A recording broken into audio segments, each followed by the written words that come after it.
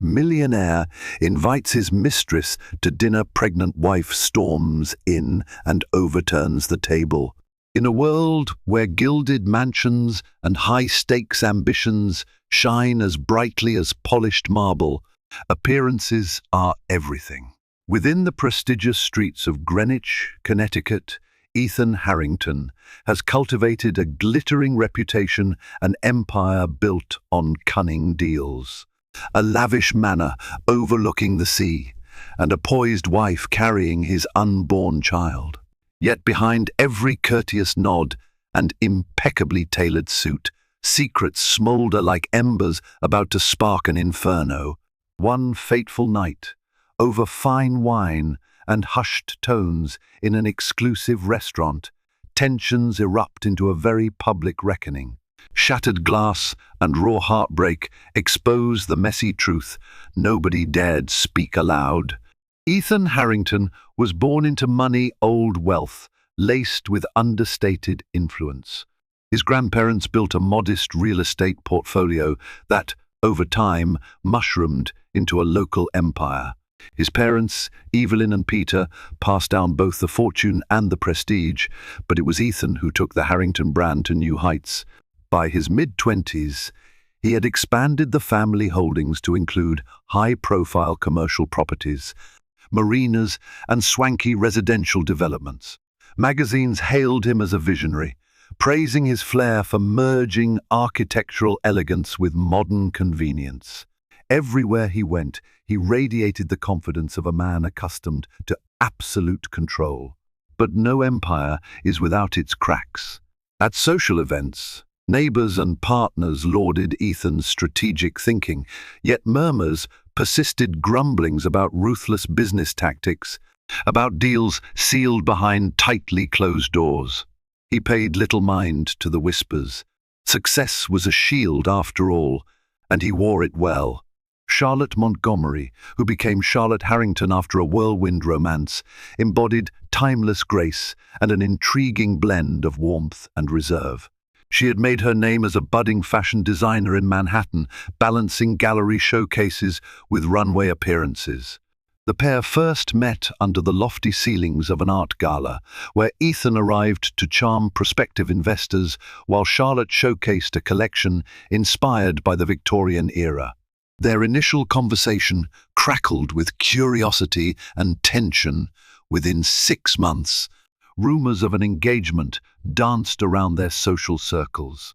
The wedding itself was a sumptuous affair on the Harrington estate, a swirl of string quartets, crystal chandeliers, and well-heeled guests. Though Charlotte's connection to Ethan seemed to sparkle with authenticity, seeds of doubt were planted early. Perhaps it was the pace of their courtship, or how perfectly they seemed to complete each other's sentences. Some suspected a strategic merger, her rising star in the world of fashion fused to his real estate dominion. She believed Ethan loved her for who she truly was. Yet, in certain unguarded moments, she wondered if he was attracted more to the idea of having a cultured, talented wife on his arm, a worthy adornment to enhance his image. Time passed. Charlotte's once busy schedule of design meetings and fashion events slowed when she learned she was pregnant. She agreed with Ethan that nurturing their future child was paramount, but a faint voice in her head lamented how easily she set aside her career. Meanwhile, Ethan pressed on with his developments, boasting about how fatherhood would inspire him to secure bigger, better deals. Even so, his presence at home felt increasingly sporadic. Gradually, Charlotte noticed discreet changes, phone calls he took away from her earshot, unexplained late nights at the office, and a stale cologne scent on his suits that did not belong to him or her. Denise, Ethan's cheerful personal assistant, initially appeared loyal to Charlotte. Yet Charlotte suspected that some of Denise's professional updates, his meeting schedules, and travel plans grew incomplete. It was as though Ethan had compartmentalized his life into spheres: official business, family obligations, and something that swam in the shadows. Charlotte questioned her own suspicions, unwilling to disrupt her ideal of a loving marriage. She reminded herself that rumors can thrive in the upscale enclaves of Greenwich, fueled by envy as much as truth.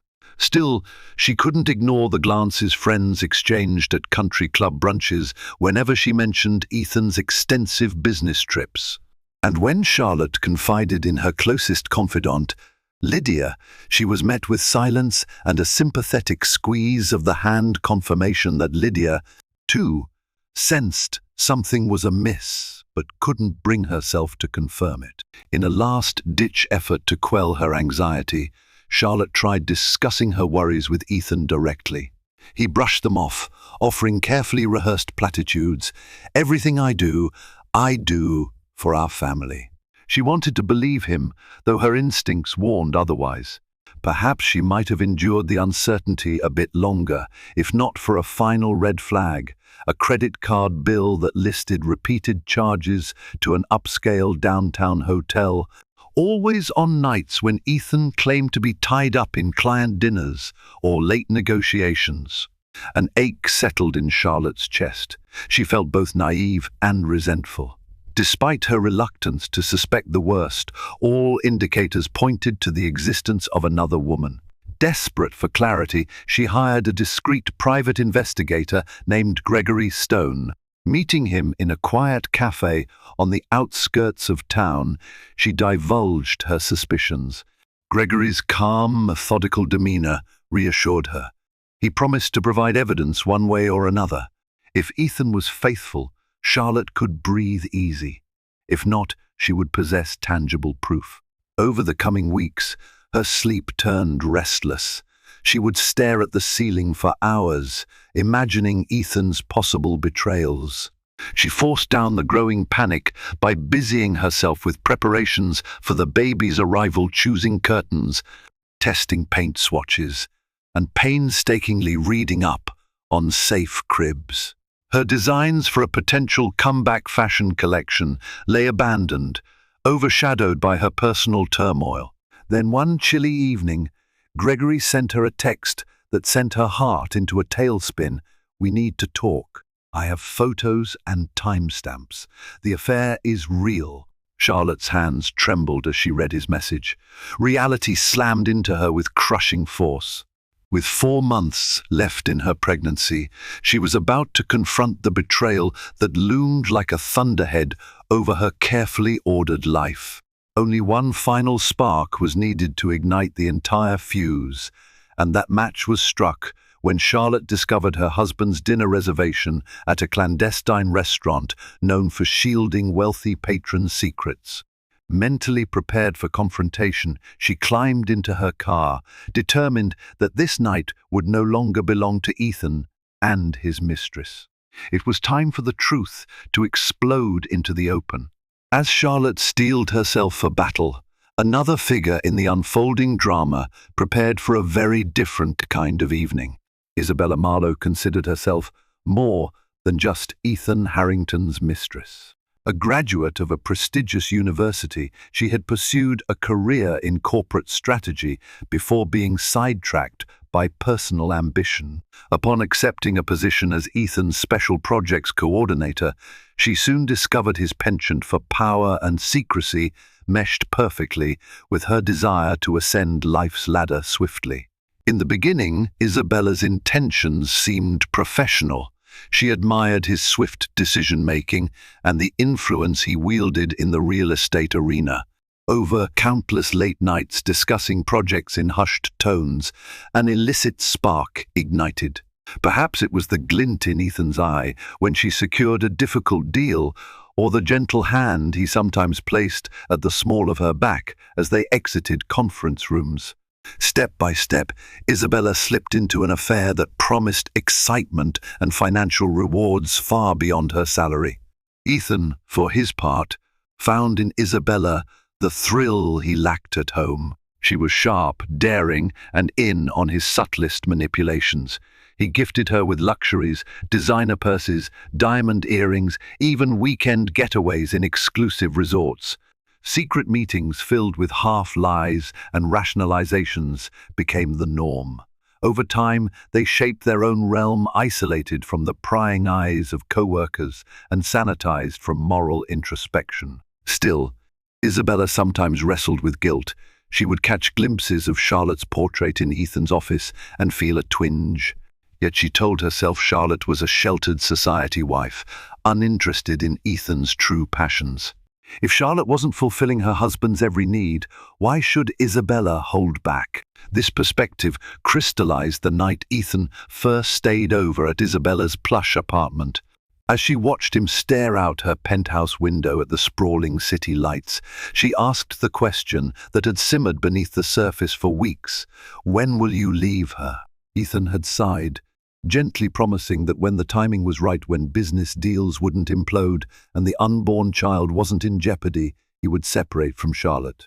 Isabella latched onto that promise. She chose to believe it, but weeks turned to months, and the baby's birth drew nearer. Ethan began showing signs of strain, juggling the demands of fatherhood preparation with their covert affair. He skipped a couple of scheduled meetings with her. He sometimes seemed distant. Isabella resented feeling sidelined, suspecting he'd never truly give up the prestige of a stable marriage. When she tried to push him for clarity, he only grew more evasive.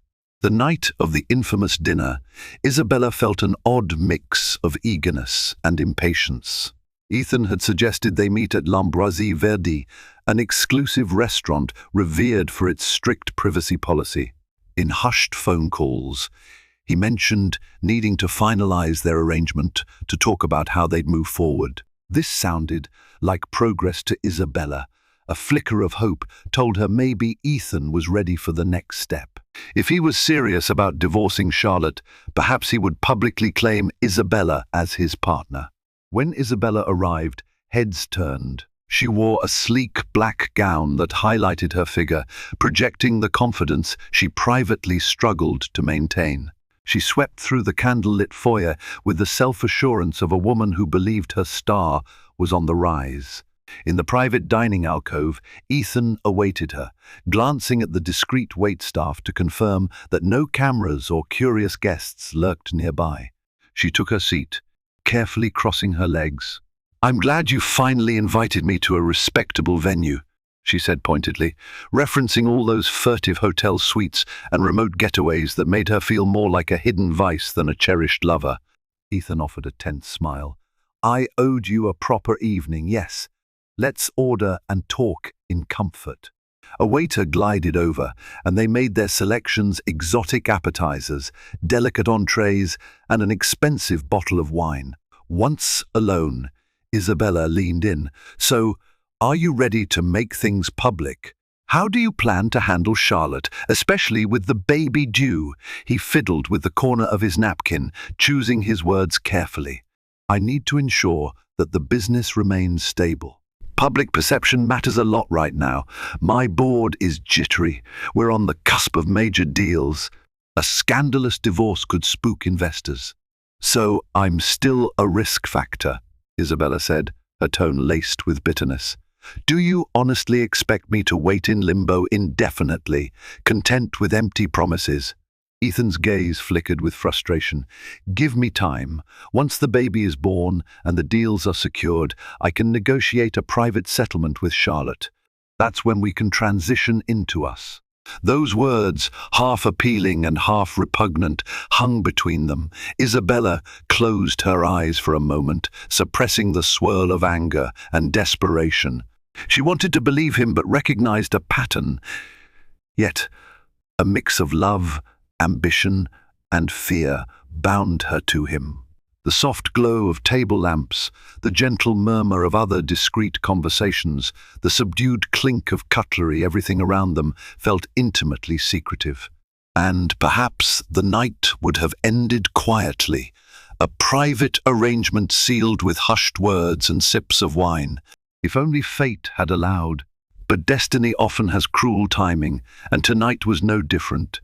Outside, Charlotte had already arrived, her heart hammering in her chest. She was minutes from unleashing a storm that would engulf them all. Isabella, lost in discussing the future with Ethan, had no inkling of the explosion about to erupt. Even Ethan, despite his anxious glances at the entrance, could not have predicted the ferocity of the confrontation that would soon shatter the polished calm of l'Ambroisie Verdi. Charlotte's knees felt wobbly as she stepped out of her car.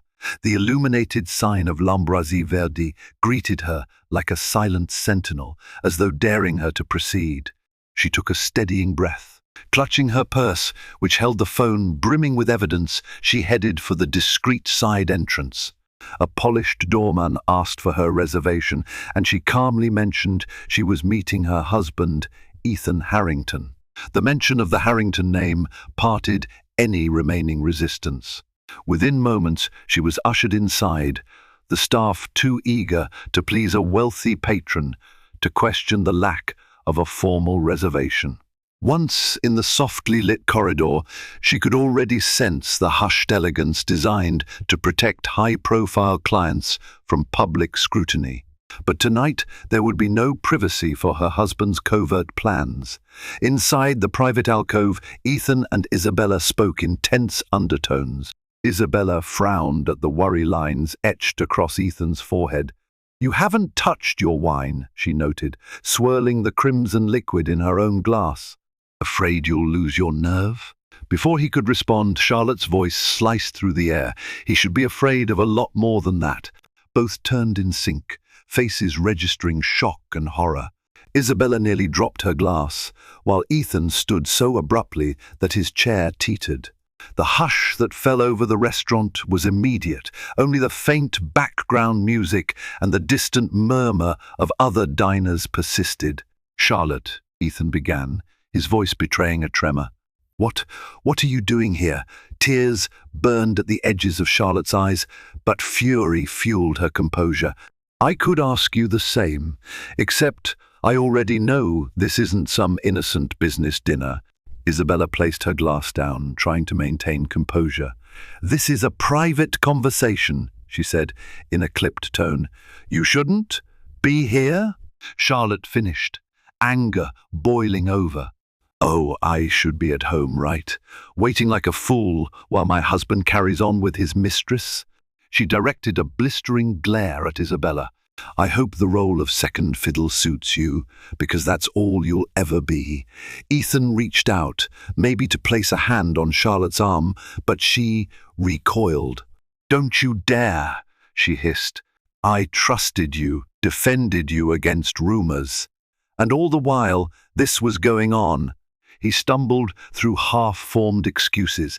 "Please, let's step outside. We can talk privately." "No." Charlotte's tone solidified.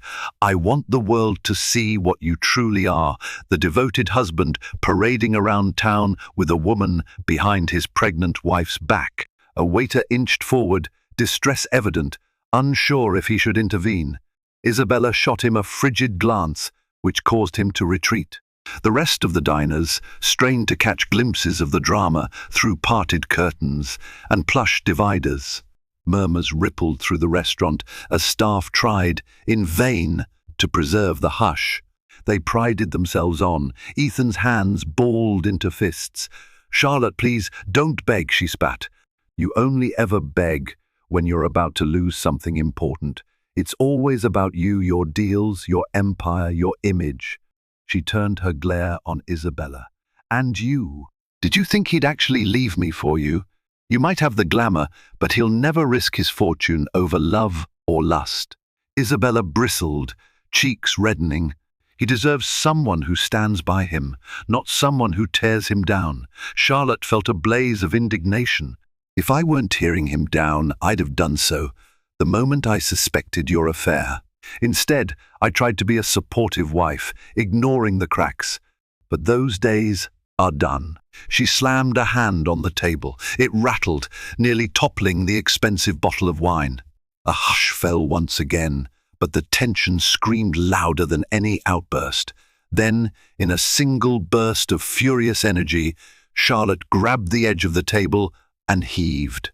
Expensive china soared, wine splattered across the floor like spilled blood. Isabella let out a stunned gasp, stumbling backwards to avoid the spray. Ethan watched in horror as plates shattered, a thunderous clatter that drew every eye in the restaurant. In that instant, crystal and porcelain shards became symbols of their fractured life. Charlotte's breath came in ragged gasps. Her pregnant silhouette, taut with rage and heartbreak, riveted everyone's attention. Yet, behind the anger, tears shone in her eyes, reflecting despair over a marriage turned to ash. "This is what you've done," she whispered, voice trembling. "You've broken more than plates tonight." Ethan was speechless. He tried to reach for Charlotte, but she spun around and stormed out, ignoring the manager's desperate attempts to calm her. A hush so thick it felt suffocating weighed upon the dining area, broken only by the crunch of broken glass underfoot. Isabella stood motionless, stunned, her heart thudding. She looked at Ethan, who pressed a hand to his forehead as though in disbelief. Waitstaff hovered, trying to salvage what was left of the meal, or at least coax the diners back to their own business. But the moment was too searing, too dramatic to be contained. Ethan finally found his voice. "I need to go after her," he said, voice cracked with panic. Isabella felt panic surge in her chest. "What about me? You can't just leave me here with this mess." But he was already turning away, stepping through the broken remnants of their dinner. Cameras in smartphones clicked, capturing the humiliating scene. Whatever illusions had protected them before this night were gone. Ethan bolted from the alcove, half running past stunned guests and staff, leaving Isabella among the scattered plates, the splashed wine, and the pungent stench of shattered propriety. By the next morning, the Harrington scandal was the only topic in Greenwich high society. Snippets of video footage, though the restaurant tried to keep phones stowed, had managed to leak. Conversations buzzed at country clubs, spa lounges, and morning brunch tables. Social media flared with speculation. Had the pregnant Miss S. Harrington truly overturned a table? Who was the other woman? And most pressing, would Ethan's business empire survive this blow? Within Harrington Manor, a tense silence reigned. Charlotte had locked herself in the master suite overnight. She neither answered Ethan's calls nor opened the door. He was forced to sleep in a guest room, left alone with the echoes of his public humiliation. Just a floor above him, Charlotte's tears had run dry, replaced by a quiet, resolute anger. She felt a swirl of emotions, from betrayal to fierce protectiveness of her unborn child. In the morning, Charlotte made 2 calls. The first was to Thomas Bentley, her family's attorney, to discuss the prenuptial contract. The second was to Gregory Stone, the private investigator who had gathered conclusive evidence of Ethan's affair. She needed to understand her legal standing, whether it meant separation, a formal divorce, or some other path. More than anything, she wanted to ensure that her child's future was protected. After arranging meetings, Charlotte finally emerged from her room. She descended the grand staircase to find Ethan pacing the foyer. The moment he saw her, he approached with hands half raised, as though entreating a wounded animal. "Charlotte, please just talk to me. Yell at me if you must. Anything but this silence." She paused, arms crossed over her chest, eyes cold. "I'm meeting my lawyer. That's the only conversation that matters right now."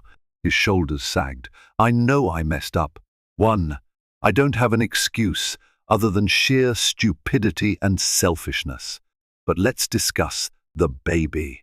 Our child deserves a father who honors his vows." She snapped. "You think a handful of apologies undoes what I saw last night?"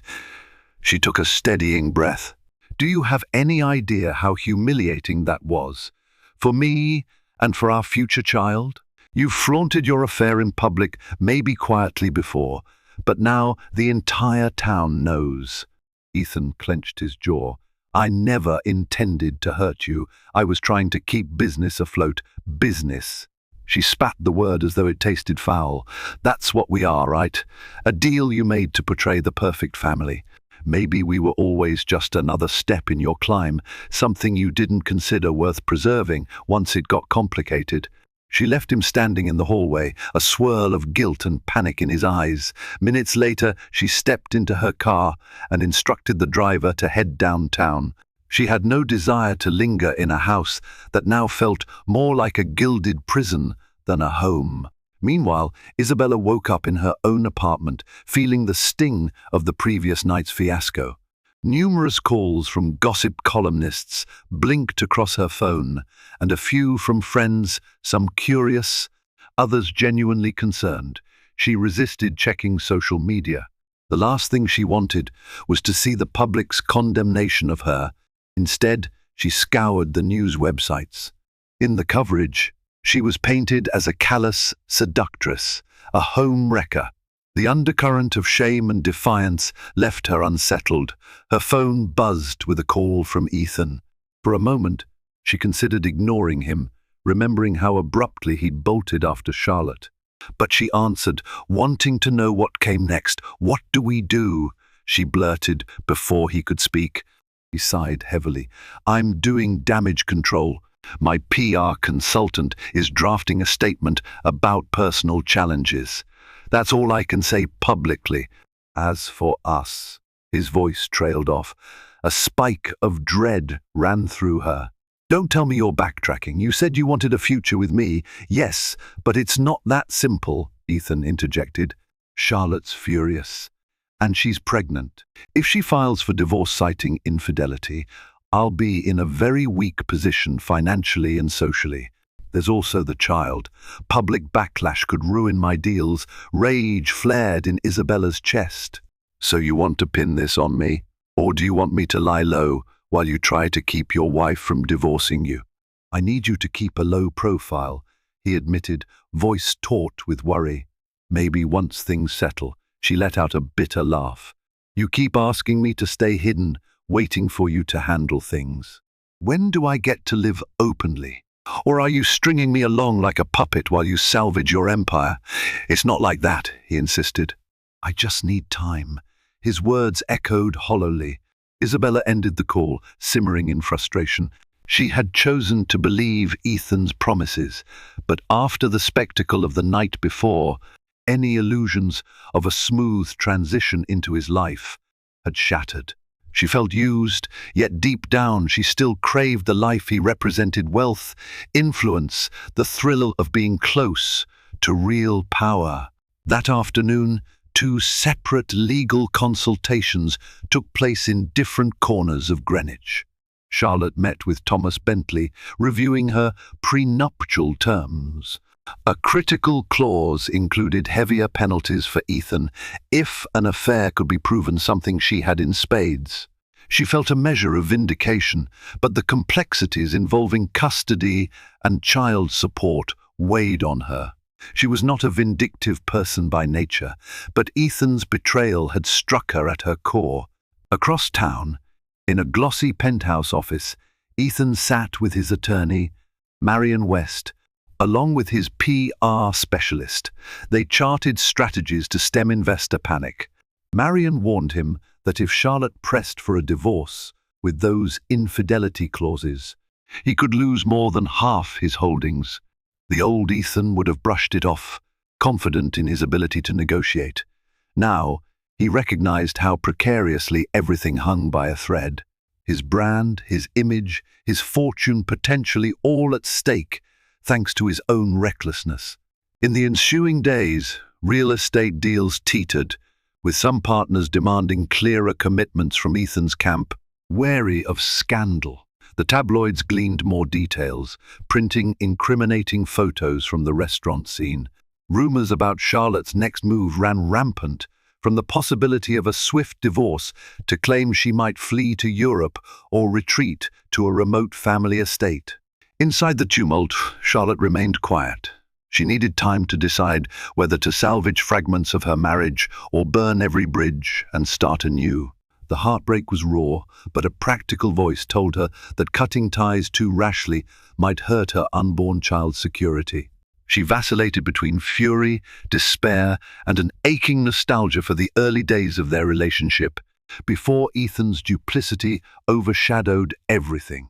As the gossip churned, and as Ethan scrambled to plug holes in his sinking reputation, a single fact loomed above all else. The Harrington family facade was irreparably cracked. No matter how fervently Ethan tried to restore it, no matter what calm statements or lavish apologies he offered, the foundations of trust and fidelity were gone. And now, 3 lives, Ethan's, Charlotte's, and Isabella's, were locked in a web of betrayal that only tightened the more they struggled to break free. In the weeks following the restaurant fiasco, Charlotte withdrew from public view. She turned down invitations to upscale luncheons and charity balls, refusing to play the part of a dutiful socialite in the midst of her turmoil. The Harrington estate felt stifling. She caught glimpses of Ethan pacing on phone calls or burying himself in files within his study.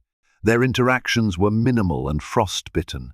The household staff tiptoed around the tension. One afternoon, she ventured into the garden, a sprawling oasis complete with marble statues and carefully manicured hedges. There, under a weeping willow, she ran into Zachary Coleman, an old acquaintance who had collaborated with Ethan on prior development projects. Zachary was more than a business associate. He and Charlotte had exchanged pleasant conversations at social gatherings over the years. He'd come by to discuss a pending real estate venture with Ethan, only to learn from the butler that Ethan was out. As they exchanged polite greetings, Charlotte sensed genuine empathy in Zachary's warm gaze. He asked about her health and the baby, carefully sidestepping the scandal. She appreciated the tact, finding it far more comforting than the forced pity or the blatant curiosity she usually encountered. "You don't look well," Zachary said gently, noticing the dark circles under her eyes. "I know it's none of my business, but if you ever need a break from all this," she offered a faint smile. "It's hard to run from your own life, especially when you're carrying a little one inside. But thanks." He paused, as though weighing his next words. "For what it's worth, I've always admired your strength. Even before all of this, you have a rare blend of class and resilience.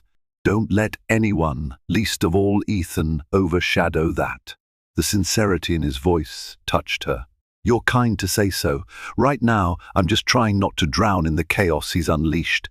They stood there amidst the rustling leaves, a hush enveloping them.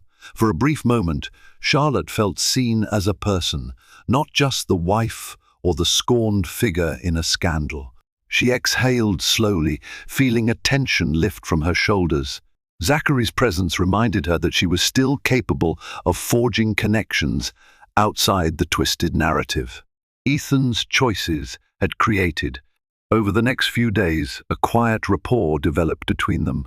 Zachary visited under the pretext of finalizing contractual paperwork with Ethan, but he would often linger in the garden with Charlotte if Ethan remained absent. They spoke in measured tones about art, music, and neutral topics, but occasionally touched on personal matters, her uncertain future, his own experiences navigating the cutthroat world of real estate. Although she tried to keep her guard up, Charlotte appreciated the chance to converse without being met by pity or condemnation. Ethan, engrossed in salvaging his business, only gradually noticed the friendly exchanges. He began to sense a subtle shift in the dynamic whenever he entered a room with them. Charlotte would straighten her posture and speak more guardedly, while Zachary's eyes flickered with an unreadable expression. Initially, Ethan dismissed it as paranoia, but as the days passed, his ego found fresh fuel for anxiety. A gnawing thought took hold. Could Charlotte be finding solace in Zachary's attention? Meanwhile, Isabella's life also twisted in unforeseen ways. She maintained her corporate role, but faced scornful whispers from colleagues who suspected her liaison with the boss. Her sense of isolation deepened, and she spent more evenings alone in her swanky apartment, nursing a hollow ache that no amount of fine wine could fill. She avoided public gatherings, reluctant to fuel the rumor mill. One evening, while scrolling through old photos on her phone, a mix of business events, stolen kisses with Ethan, and glimpses of lavish hotel suites, Isabella came across a folder containing pictures she'd surreptitiously taken. They depicted Charlotte in innocent moments, stepping out of her car, meeting with an attorney, chatting with Zachary in the garden. Isabella had followed Charlotte once or twice, fueled by a strange combination of jealousy and curiosity. Now, staring at the image of Charlotte smiling, Isabella felt a pang of conflicted emotion. Charlotte's expression wasn't triumphant or smug. If anything, it seemed tinged with sadness. A barrage of complicated feelings surged. Isabella wondered if she had grossly oversimplified Charlotte's role in Ethan's life, dismissing her as a pampered princess who didn't appreciate him. Indeed, Charlotte was not the detached trophy wife Isabella had imagined. She was a woman grappling with heartbreak, and Isabella had played a central part in that suffering. Yet, Isabella also recognized that stepping away from Ethan meant giving up the promise of a life. She'd striven toward power, influence, wealth. Late that night, Isabella's phone lit up with a message from Ethan. "I'm arranging an investor meeting tomorrow. Need your insights on commercial expansions. Let's meet at 2 p.m. It was all business, with no mention of affection or apology. She tossed the phone aside, feeling used. But she still planned to attend. Professional obligations were all she had left to maintain even a tenuous link with him. Back in the Harrington home, Charlotte found herself pondering her next step. For all her rage, something held her back from immediately filing for divorce. She questioned if severing ties before the baby's birth would ignite a vicious custody war. Did she have the strength to fight not just for her dignity, but for her child's future? Gradually, she recognized a sobering truth. Her life had already changed irrevocably, with or without a formal legal decision. The illusions of perfect matrimony were shattered, replaced by a lonely resolve to prioritize her own well-being and that of her baby. If that meant forging quiet alliances like her growing friendship with Zachary, so be it. Neither Ethan nor Isabella had any notion that these small comfort zones Charlotte and Zachary were creating could become pivotal in the storm yet to come. While Ethan chased profit and Isabella weighed her ambitions, Charlotte slowly, cautiously, discovered reservoirs of support she never imagined. And in doing so, she gathered the strength that might one day overshadow both her husband's empire and his mistress's schemes. As the scandal roiled on, Ethan's once unassailable business aura dimmed. Several investors began to waver, alarmed by the negative press, and Ethan's apparently fraught domestic situation. Pressure mounted for Ethan to publicly restore confidence. Even Donovan Rise, a real estate magnate who had been eyeing a partnership with Harrington Real Estate, delayed signing final papers. To many in the industry, it seemed Ethan's personal unraveling foreshadowed potential cracks in his financial stability. In an attempt to showcase stability, Ethan invited Donovan and a handful of other heavyweights to a cocktail reception at a luxury hotel. The gathering oozed refinement, live jazz, impeccable hors d'oeuvre, and top-tier champagne. But beneath the polished surface simmered a sense that everyone was scrutinizing Ethan for signs of weakness. Zachary Coleman was also present, representing one of the major firms tangentially involved in a new waterfront development project. As he nursed a sparkling water by the bar, he spotted Ethan in the center of a small group, projecting confidence but looking visibly drained. While Ethan regaled the investors with talk of expansion, Zachary could see the lines of tension bracketing his mouth. Isn't it curious, came a mocking voice to Zachary's left, how quickly the mighty can stumble. He turned to see Donovan Reyes approaching, a thin smile on his lips. Zachary shrugged. Running a large operation is never easy. Even someone like Ethan isn't invulnerable to personal setbacks. Donovan raised an eyebrow. That's one way to put it. From what I hear, it's more than a simple setback. He's facing potential upheaval at home, prenuptial clauses, a pregnant wife who might walk away with half his fortune if she files for adultery. Zachary kept his expression neutral, unwilling to betray any personal knowledge. Gossip aside, Ethan's business acumen is proven. That's why you wanted to partner with him, no? Certainly, Donovan replied, swirling the liquor in his glass. But the market hates uncertainty. And nothing spells uncertainty like a high-profile scandal and an angry spouse. One misstep, and the Harrington brand loses its gloss. Zachary quietly absorbed this. He cared little for Donovan's opportunism, but he understood it was part of the industry's ruthless nature. Time will tell, he said simply, moving away to avoid further fueling Donovan's smug speculation. Meanwhile, Ethan was at the heart of a conversation about ambitious new developments. A quick glance around the room told him how carefully everyone was observing him. He forced a confident laugh, reciting the standard lines about forging ahead, ensuring robust returns, and planning for expansions into neighboring cities. However, there was an unmistakable tension in his posture. At one point, he spotted Zachary, who was speaking quietly with a couple of other investors. An irrational surge of jealousy struck him, remembering how Zachary had been spending time with Charlotte. Was his wife confiding in Zachary about personal matters? The thought unnerved him, further splintering the composure he tried to maintain. Isabella arrived an hour into the reception, wearing an understated yet elegant dress, determined not to draw undue attention. She felt compelled to appear in a professional capacity, believing she still held a vital role in Ethan's enterprise. But the moment she entered the spacious lounge, she sensed the eyes on her, a swirl of whispers, instantly igniting about the mistress, brazen enough to show up. Ethan saw her too, and a flicker of panic crossed his face. While he'd asked her to keep a low profile, he hadn't explicitly forbidden her attendance. She caught his gaze, an unspoken question in her eyes. "Do you want me gone?"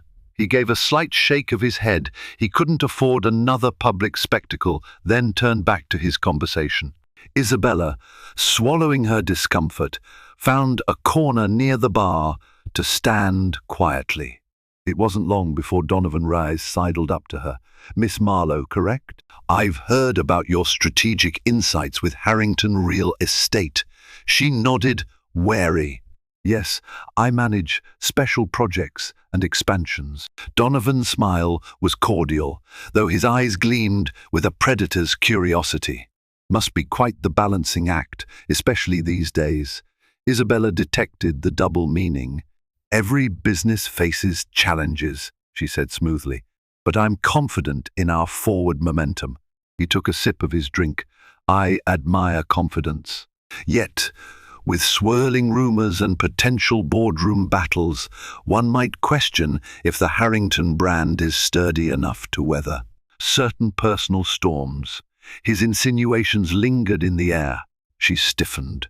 "Mr. Harrington is capable of separating business from personal life. Our developments remain on track." Donovan chuckled.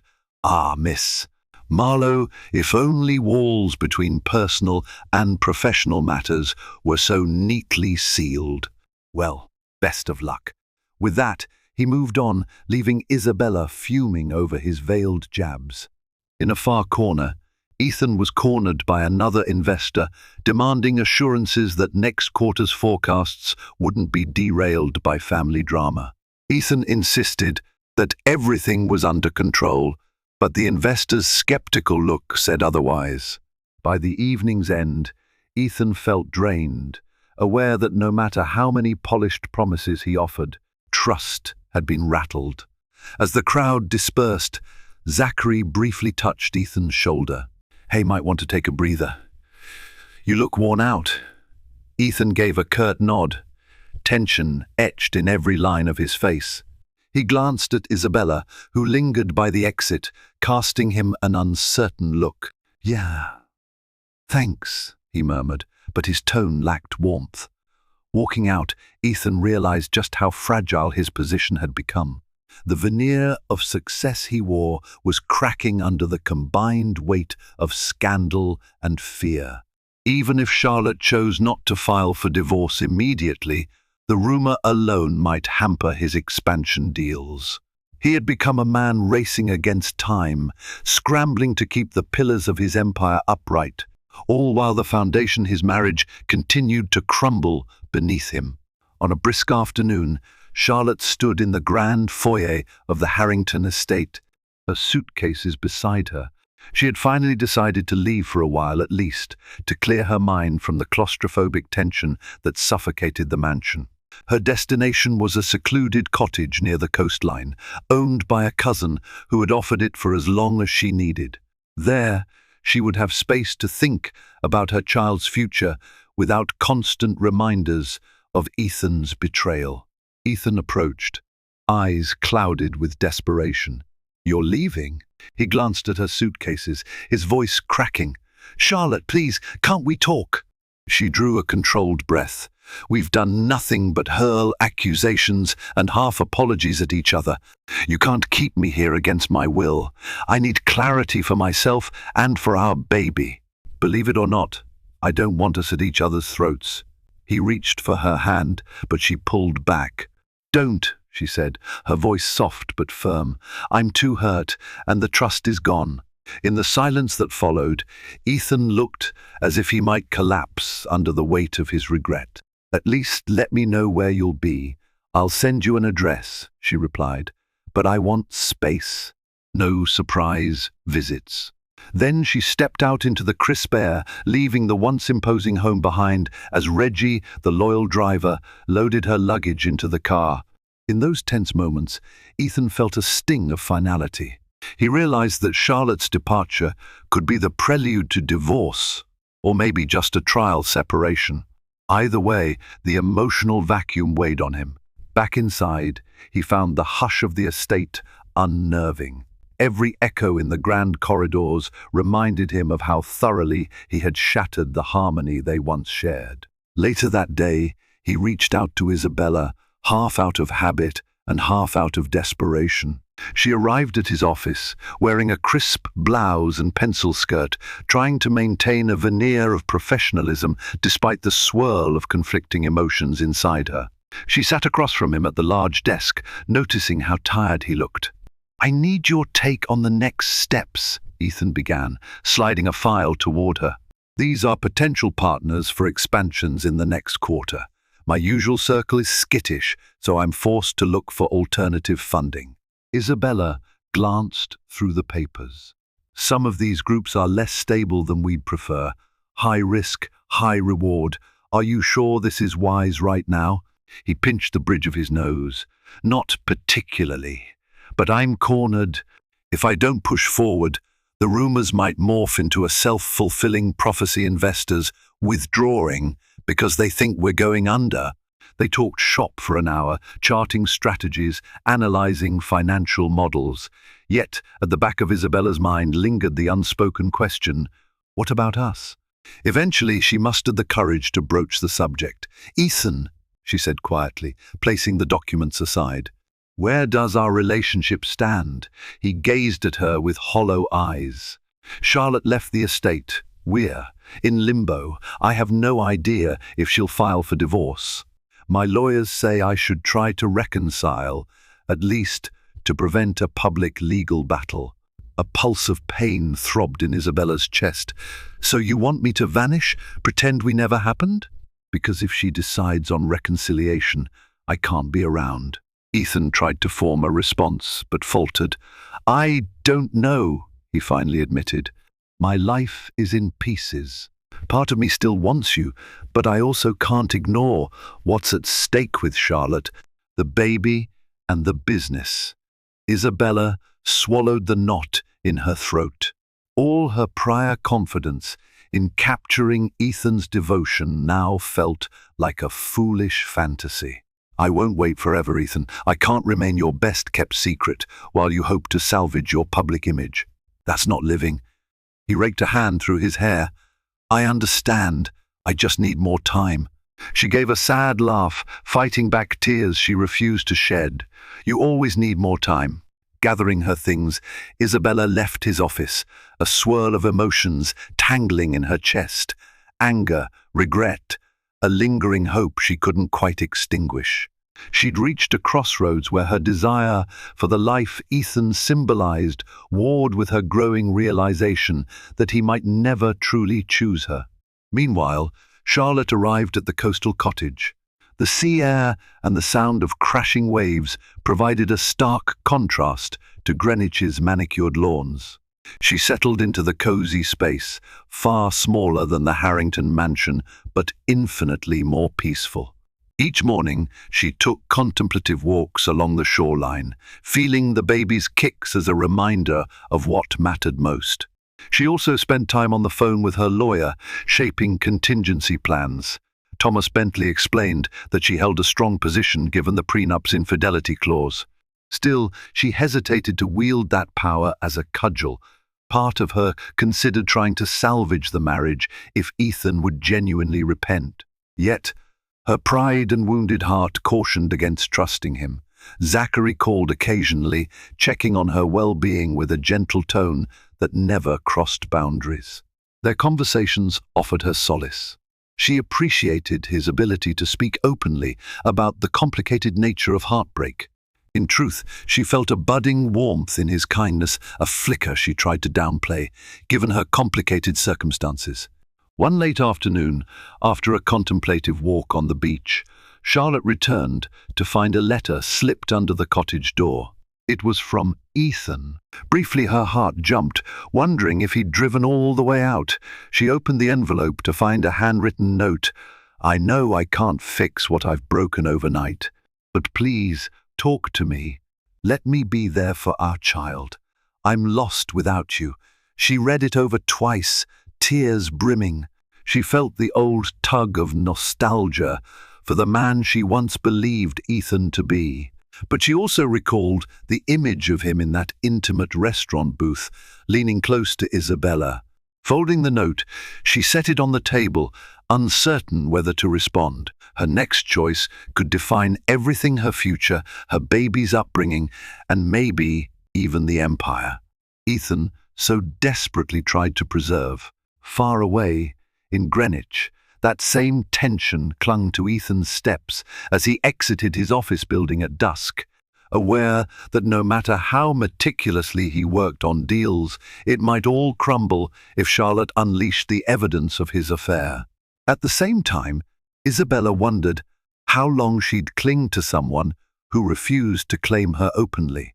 And in her quiet seaside refuge, Charlotte began realizing that sometimes the only way forward is to walk away from the illusions you've outgrown, even if it means shattering the gilded cage you once called home.